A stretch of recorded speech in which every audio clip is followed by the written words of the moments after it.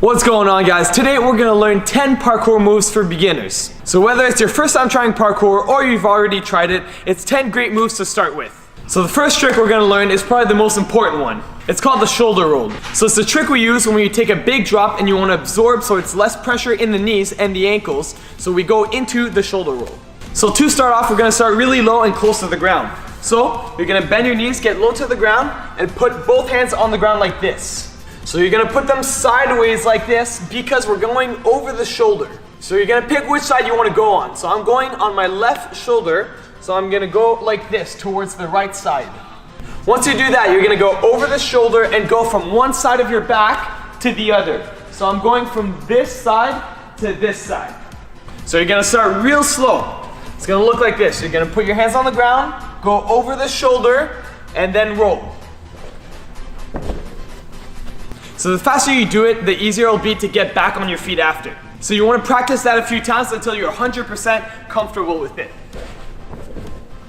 So once you're comfortable with the really low shoulder roll, we're going to be doing it from standing up.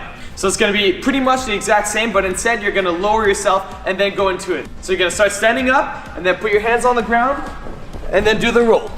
So again, you want to practice that as many times as it takes until you're comfortable with it. So once you're comfortable with the standing up one, you're going to do it from jumping. So we're just going to jump as high as we can from the flat ground and then go into the roll as fast as possible. If you don't go into the roll fast enough, then there'll be too much pressure on your joints. And the main purpose of this trick is to remove the pressure from those parts of your body. So you want to make sure you practice going into the roll as fast as possible so that there's no pressure on your knees, on your ankles, and everything. Once you feel like you're going into the roll fast enough, then you can start doing it off of drops. So this is a good size to start with because you shouldn't get hurt even if you don't roll properly. So you want to practice with that. Make sure you're comfortable going into the roll right away. The next move we're going to learn is a dive roll. Obviously you want to know how to do the shoulder roll first because this is basically the same thing but with the jump before. This is an amazing progression for the front flip. The set is very similar with the arms up, so it'll get you a very similar jump than the front flip, and it'll get you practicing that before trying the actual flip. So just like the shoulder roll, we're going to start off doing it really low. So we're going to get ourselves really close to the ground like this, and then we're just going to jump in the shoulder roll. So I'm going to jump, put my hands on the ground in an angle like the shoulder roll, and then go into the dive roll. So it's going to look like this. Very small jump, hands, and then roll. So you want to practice that, make sure you get comfortable with it, and when you're comfortable, then you can try and jump a little higher. So you want to make sure every time that you're absorbing properly. You want to make sure you don't fall flat on your back because you can get hurt that way. You want to make sure you don't rush the process, so if you're not ready to jump higher, then make sure you stay low to the ground. So once you're comfortable jumping into it, we're going to do it from standing position. So it's going to look like this. You stand, and you're just going to be a little higher than before, but then you still jump into it. So jump and roll. So you can see that every time I'm doing it, I'm absorbing the roll on the ground, and I'm not jumping straight to my back. So if your roll looks like this, then you want to make sure you clean your tech. This is what you don't want to do. You see how I skipped my hands entirely? I didn't absorb. I went straight to my back and then bounced off of. That can be very dangerous when you're doing it outside. So that's why you want to make sure you take it slow. So once you're comfortable with the last step, you can start running into it.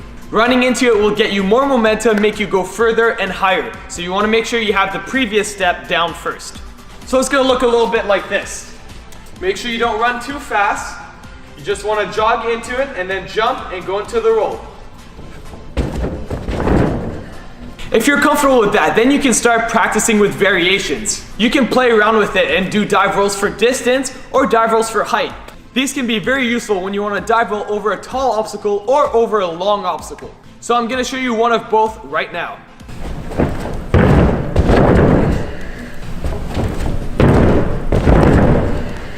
So the next move is called a safety vault. So we're going to use this move to get you comfortable using obstacles and vaulting over them. So the first thing you want to do is walk towards the obstacle, and you're going to pick which hand and which foot you're going to put on it. So for me, I'm going to put my left hand and the opposite right foot. If you want to use your right hand, then you're going to use your left foot instead. So since my right foot is going on the obstacle, I'm going to jump off of my left foot. So off of the ground, I'm gonna jump off of my left foot and then put my left hand on the obstacle. So as I put my left hand on, I'm also gonna put my right foot on the other end of the obstacle. So it's gonna look like this, hand and foot. So from this point, it's really easy, and all you have to do is bring your other leg through the hole and towards the ground. So just like this, through the hole, on the ground, and you can keep running on the other side. That's all it is. You just gotta make sure you do it faster and faster every time. So as you get comfortable, you can walk a little faster into it and try and do it a little faster. And when you get really comfortable with it, it'll look something like this.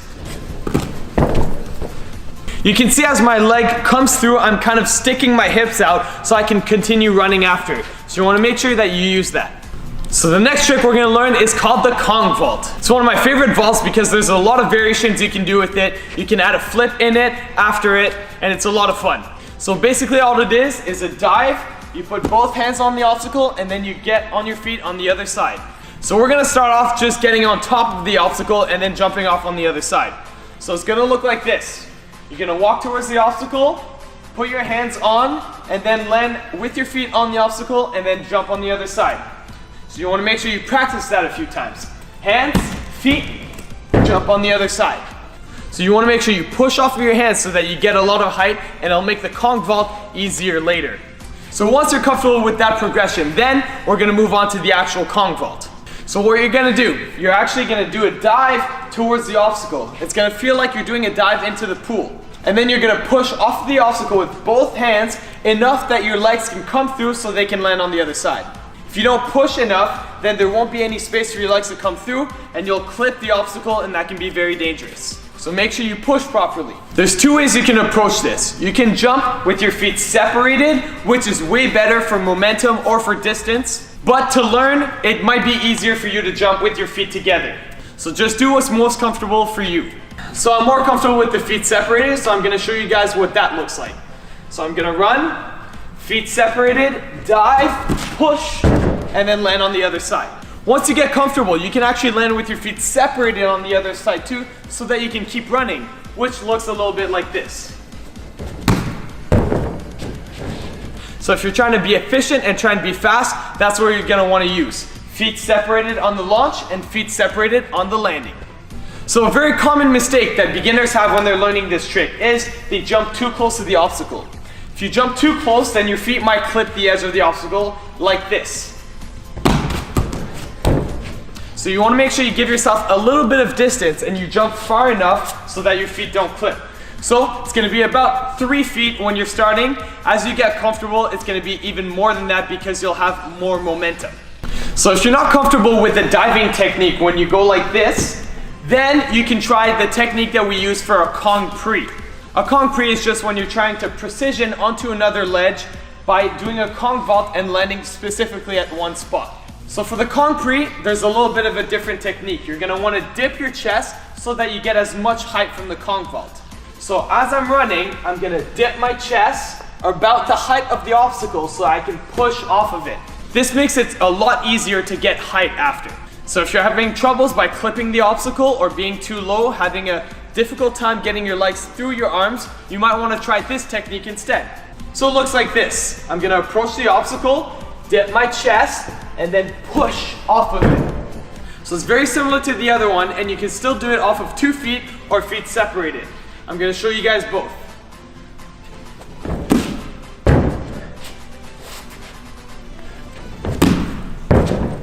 So the next trick we're gonna learn is another vault. This is one of the fastest vaults in parkour, and that's where it got its name, the speed vault. So it's basically a vault where your body's on an angle and just vaulting over an obstacle with one hand.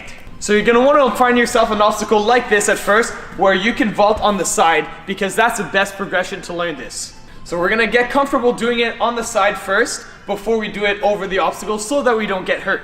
So you're gonna walk towards the obstacle, jump off of 1 foot.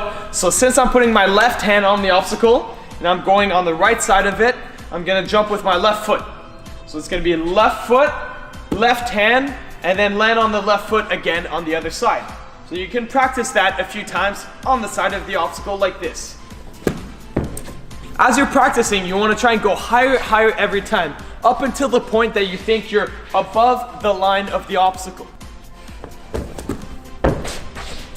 So that seemed about right. So now we're ready to move on to doing it over the actual obstacle. So one thing you want to remember is make sure that you jump off of that last foot on the ground.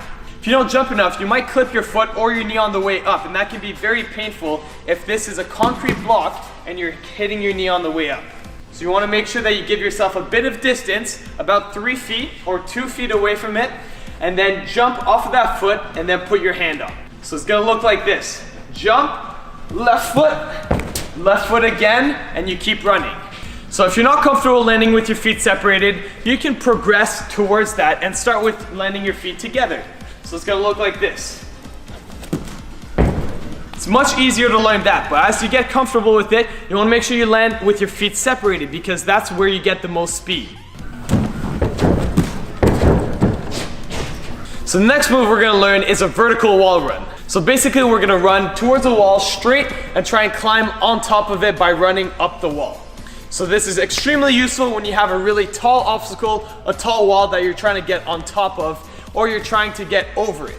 So to start off, we're gonna probably only put 2 steps on the wall, because any more than that, it'll get extremely hard, and any less than that is not enough. So you wanna make sure you know which one is your dominant and stronger leg. I know my left leg is the strongest, so I'm gonna use that as my last step on the wall, which means that the right foot will be the first one on the wall. So I'm gonna put right foot, left foot. So you're gonna start off by jogging towards the wall. You don't want to run too fast at first, because if you run too fast and you slip, you can hit your face into the wall and it can be dangerous. But if you're walking into the wall, you won't have any momentum, and then you'll try and jump up and nothing's gonna happen. So that's why we're gonna jog towards the wall and then put the foot that we picked on the wall first. So we're gonna put it on the wall like this with the knee bent so that you can push up. With your forward momentum and pushing up with your feet, that'll turn your forward momentum into height. So right after that you push off of your first foot, you want to do that with your other leg too. So I'm going to put my first foot about waist height, and then I'm going to try to put the second one about chest height, which means I should be going above that height after that. One mistake you want to try to avoid is having your first foot too high or too angled backwards. If your foot is angled backwards like this, then you'll push too far away from the wall and you won't be able to get your second leg on it like this. You can see that my left foot barely touched the wall because my chest was too far away from it. So you want to make sure you keep your chest close to the wall as well, because if you keep your chest close, that's what's going to enable you to climb up the obstacle. So you can practice that a few times without actually getting on top of the obstacle, just by kicking up, jumping up, and then landing back down on the ground, which will look like this. If it helps you at first, you can actually put your hands on the wall just to make sure that you're stabilized and you're a good distance away from it. If your hands can touch the wall, that means that your chest is not too far away from it. So when you're comfortable with all of that, then you're ready to actually climb the obstacle and go all the way up.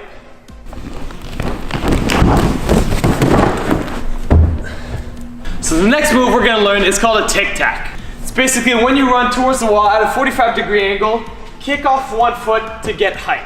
It's extremely useful when there's an obstacle beside it, maybe on the other side, where you kick and then grab the other obstacle, or maybe there's a fence here and you're trying to get over, so you get extra height by using the tic-tac to get over it. So you're going to start by picking which foot you're going to jump off of the wall with. I'm going to jump off with my left foot because that's my dominant leg. So I'm going to start off on the left side of the obstacle.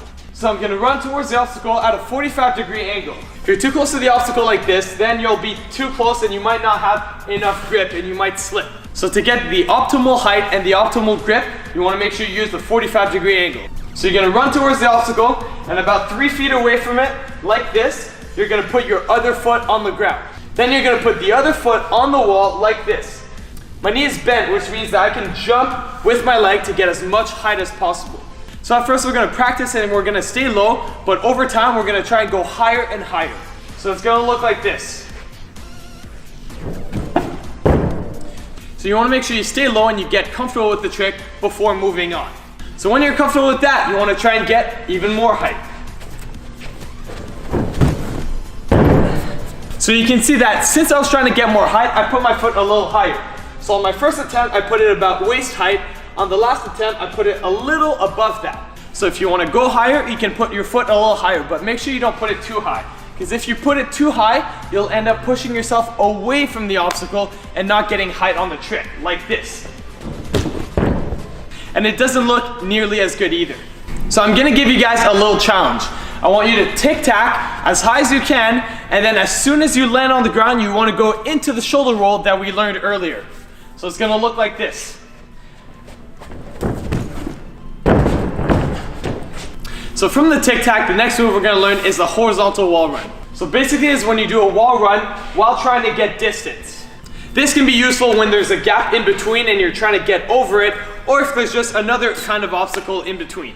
So unlike the tic-tac, we're actually gonna use 2 steps on this one. And as you get comfortable with the trick, then you can even use 3 steps. So for the tic-tac, we used our strongest leg for the last step. We're gonna do the same thing with the horizontal wall run. So that means that the first step is gonna be different.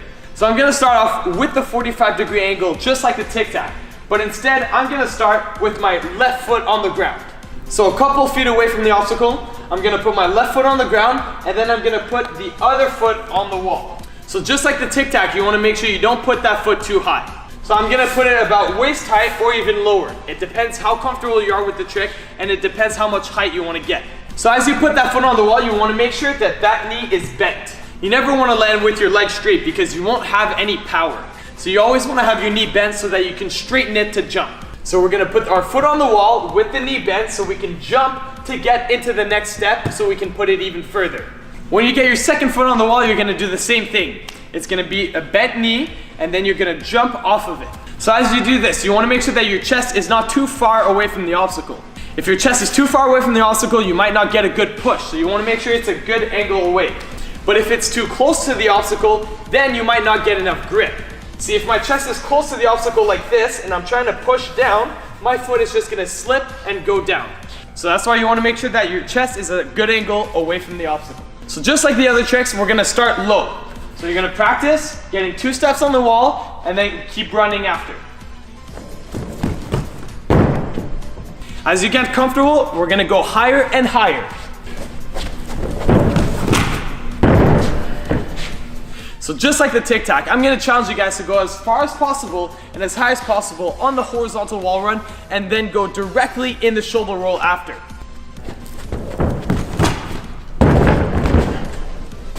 So the next trick we're gonna learn is called precision jumps. So it's basically when you jump with 2 feet from one obstacle to another and wanna land on a specific spot like this. So first we're gonna start off with the small gaps so you can get used to measuring the distance between the obstacle with your jump. So it's gonna take some practice to getting used to that, but that's why we start off small. So basically you're gonna find yourself a block or something like this so that you can get your toes just over the corner. By getting your toes over the corner, you can push off of that corner and get more distance. So when you're ready to jump, you're gonna bend your knees and swing your arms backwards to wind up to get as much momentum as possible. As I do that, I'm also slightly gonna lean my chest forwards because I'm gonna wanna jump forwards and not just jump up. So you're gonna wind up for the jump, have your chest forwards, and then jump forwards. So you wanna make sure you practice that so that every single time you land in the middle of the obstacle. So you wanna make sure you don't land on the corner of the other obstacle because you can really hurt the arch of your feet if you land on it like this too much. So you wanna try and land on top of it so that you can be safe. So as you get comfortable with that, you wanna make sure you push the obstacle a little further and further every time so that you can get used to jumping even further. This is gonna help you with every other move because it'll make your legs stronger and your jump stronger, so you'll have a better dive roll and better flips when you get into that. So we're gonna distance the obstacle a little bit and then try that. So the next trick we're gonna learn is called strides. So these are basically one-footed jumps alternating from one leg to the other. So this is extremely helpful because it'll help you strengthen your legs and your jump on both sides. So as usual with any trick, we're gonna start off small. So you're gonna try and find 2 gaps that are small for you.